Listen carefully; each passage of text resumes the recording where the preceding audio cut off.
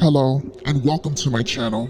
Prepare for a night of terror, psychosis, cults, night stalkers, hostages, let's not forget massacres. A night when you're in someone's unconscious mind, hoping and praying you can run away from the creepy person in your backyard, or maybe escape from the deranged person holding you hostage. Being the audience yourself, you start to ask yourself, how did I get into this transcendental science? It'll trap you in your own mind like a prisoner. Lock your doors, say your prayers, stay out of the driveway, be aware of the bumps in the night, and the prickles in back of your neck during a good night's sleep.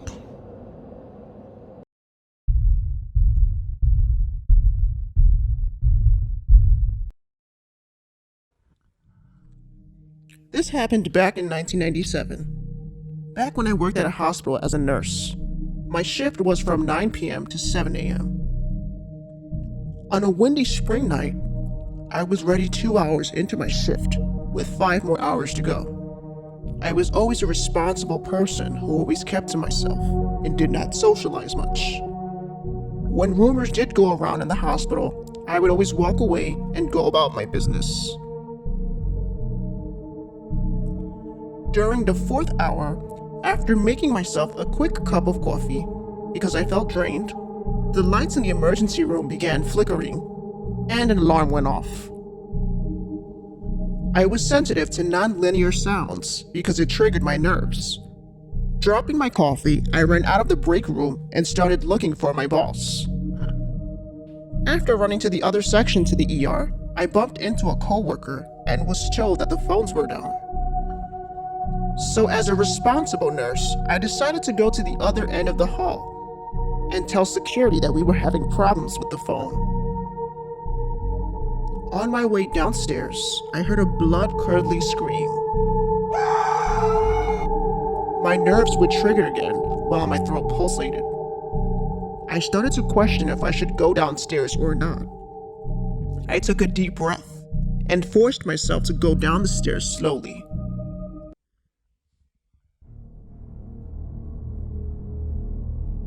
I can feel the sweat drip down my back, while my windpipes went weak, almost making me wheeze. I let out a hoarse cough and continued to take deep breaths. I hear the other scream.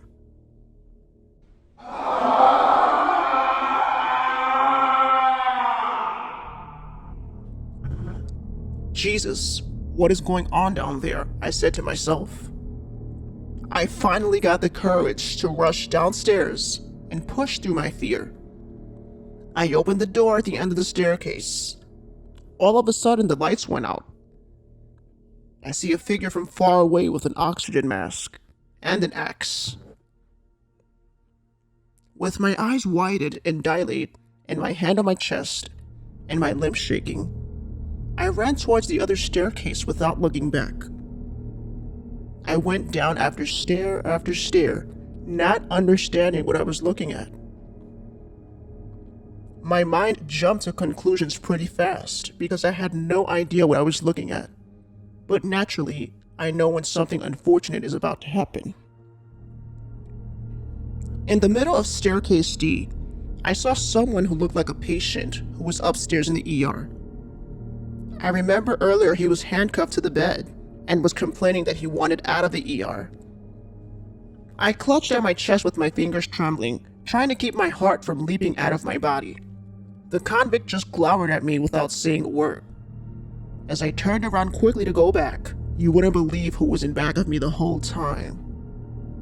It was the person in the oxygen mask. I guess he followed me the whole time.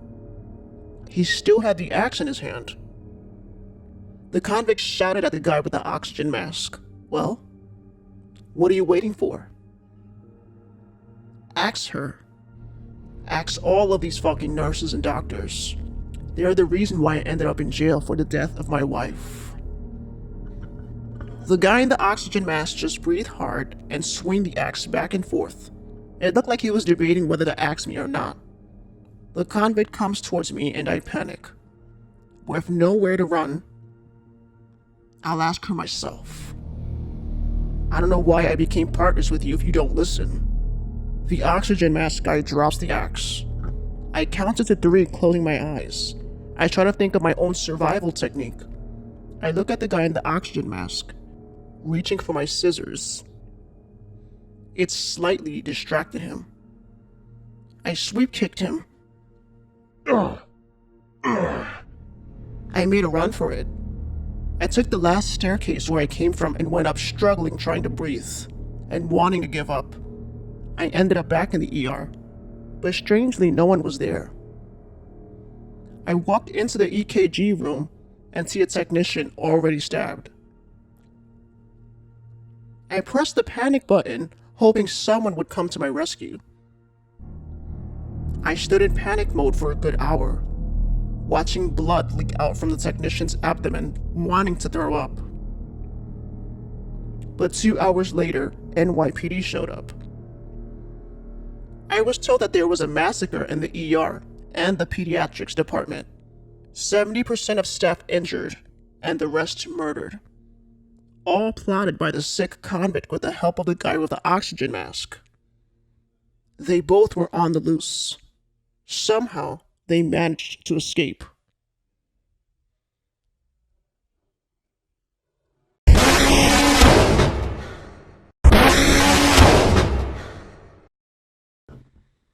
It was 9:00 p.m. on a snowy, foggy night in Salem, Massachusetts. One of those days where I convinced myself to stay drained, purposely not to shovel the snow or anyone else's in the neighborhood. But thank God it was slushy and didn't stick too hard.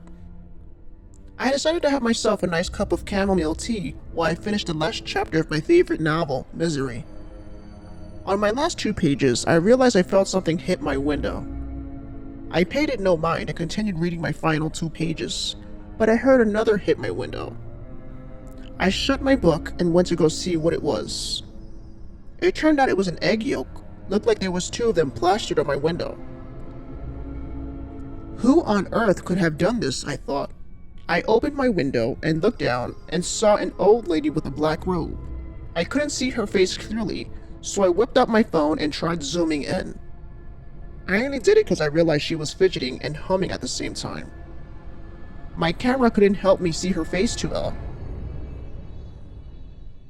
So I whipped up my binoculars and zoomed in closely again.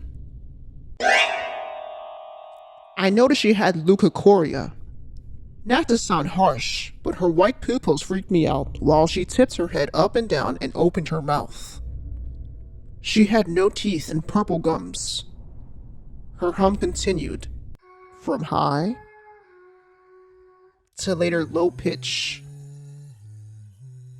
I turned pale while my limbs began to shake. I asked her, "Who are you?" She continued to hum deeply and groan. I stepped away from my window, shutting it quick. I heard the alarm on my car go off, which startled me more, and I knew I had no choice but to go outside and see what was going on.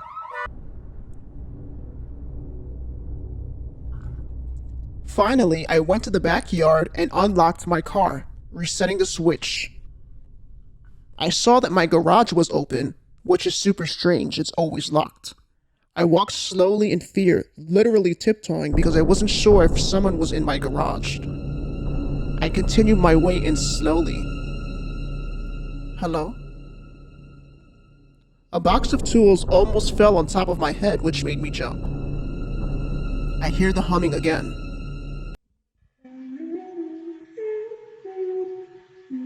Who's there? I'm calling the police. I look slowly to my right, turning on my flashlight. There she was. Purple gums, white pupils, and crazy gray hair. She opened her mouth wide, growling. I had no idea what was happening. I'm not sure if demonic or monstrous would describe this horrifying scene. She starts crawling on the floor, coming slowly towards me. I tell her to get away from me or I'd hurt her. Of course, I didn't know I'd hurt her this hard. And of course, I didn't know I'd hurt this horrible creature. She started grabbing my feet and growling even more. I struggled trying to get her off of me. I tripped on my last attempt to push her away and grabbed a can of paint I had on the floor, hitting her on the head. I ran back into my house dialing 911. I stood in the closet terrified, hoping and praying the cops would get here. Till this day, I had no idea why I went through this experience. I don't even think you see this in horror movies.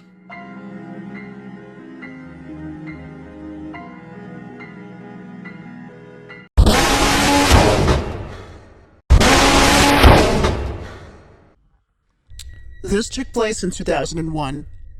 I was living in Whitehall, Ohio. I had been living alone for about a year.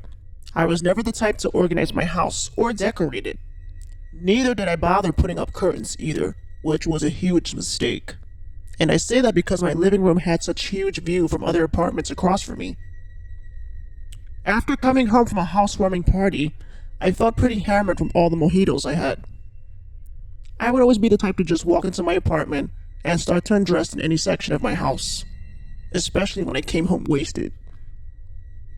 After walking back to my apartment sluggishly in my Manolo blocks, I stormed into my apartment and actually fell flat on the floor, then slowly got back up, locking the front and bottom locks on my door. I continued walking sluggishly and headed to the living room, where I proceeded to take off my black summer dress along with my G-string. I felt like it was time for a shower, so I headed to the bathroom completely nude, setting the water mildly warm with the door open. I heard my house phone ring, so I ran out of the shower completely nude without a towel. My house phone was connected to the living room, so I walked in the nude ready to answer the phone. I picked up the phone, and I heard in a low, sinister voice, "You look good naked." I frowned and shouted, "Who is this?" Then I heard the person say, "Your next door neighbor. You should try to stay sober." I slammed the phone and fell clueless. I continued to walk to the bathroom, but my phone rang again. I walked to the phone frustrated and answered again, "Hello?" The creepy guy replies back saying, "You look better in the nude. Better than having your black dress and heels on. Give me a show, invite me over. I want to make you scream and love me at the same time." My eyebrows raised while the hairs on the back of my neck stood up. I ran straight to my room and threw on sweats and a t-shirt. I dialed 911, trying to tell them that someone had been spying on me and trying to scare me. I figured the cops would take a long time. Let's face it, they usually do. My throat started pulsing. I sat on my bed with my knees touching my face, praying that the cops get here fast. I then hear my doorbell ring. I slowly walked to my door, hoping I would see the cops. But as I looked through the hole in my door, I saw that no one was there. My heart started racing and I was clueless. I hear my phone ring again. I ran and answered it. Hello? "I know you're in there. Why did you get dressed? I don't like you in a t-shirt and sweats." I was petrified. All I said was cops are on their way and to get the hell away from my door. The person on the phone then says, "I'm not near your door. I'm peeping through my room." I run to the living room and look across my window to see if there was a creep looking through his window. Maybe this is just a sick weirdo watching me from across the apartment. But then I heard a loud sound like someone hitting my wall. I went into my closet and slowly walked near my traveling gear, because I noticed the sound was coming from there. I moved my clothing and saw a hole that looked like it had been poked. All I'm thinking is, how the hell did that hole get there? I had never seen that hole until now. Then I see the hole in my wall being poked with a thin, sharp object. I started freaking out, because then I comprehended that it had to be this creep on the phone spying on me. I then realized I never saw anyone walk in my apartment near mine. I hit the wall, and all of a sudden the person stopped digging. I ran to my kitchen and grabbed a whiskey glass so that I could place it on the wall to protect my eye from being poked. I proceeded back to where the hole was, placing the glass on the hole so that I could peep with my eye. I jumped and stood there panic-stricken. I actually saw a person's eye, a medium brown color. Then I heard, Peekaboo! He continued talking. I know you're single, and I'd love to see you undress every night. Let's get to know each other. I screamed frightenedly, saying, fuck off. Then all of a sudden, I'm not sure if I was imagining things, but it sounded like someone was either strangling him or doing something else. He sounded like he was in excruciating pain. Then strangely, I heard, don't move, stay on the floor. I thought, where did that other voice come from? Was someone else there? I didn't know what to think when I heard that, but I did the dumbest thing and walked out of my apartment. I quickly opened my door and felt something hit my head. I passed out on the floor unconscious, out like a light. 3 hours later, I woke up on the staircase and saw that my shirt was ripped and my pants were off. I had no idea what happened. I had no idea that I fell on the floor unconscious. An hour later, I woke up feeling sore in my genitalia area. I also felt like I was in pain because my torso was hurting. My outer thighs were bruised, and I saw a few photos from a Polaroid camera near me. Photos of me undressing and leaving my apartment. I also saw photos of me and a guy in my apartment on a one-night stand I was having. The photos were somewhat graphic, and all I could think was, how can this sick stalker be so obsessed and actually take disturbing photos of me having sex and changing into my clothes? I stood there confused on the staircase. Even though I do not remember what happened at all, I can tell that someone sexually violated me. I walked back to my apartment still terrified. The cops didn't show up until 2 hours later. With the second attempt of the cops arriving, I was told that the first cops that were called were critically injured. One was stabbed and another was shot with his own gun. When a new set of cops arrived, I told them all I remembered was getting disturbing phone calls, with someone telling me that they were watching me through the hole in my apartment. And then I remember being unconscious and waking up on the staircase. I showed them the disturbing pictures that were left near me. They started to invade the creep's apartment. It looked like he escaped. The only thing that was in the apartment were a bunch of Playboy magazines and pornographic videos, and weird notes that he had left. From what I saw, those notes looked like they were used to spy on certain people.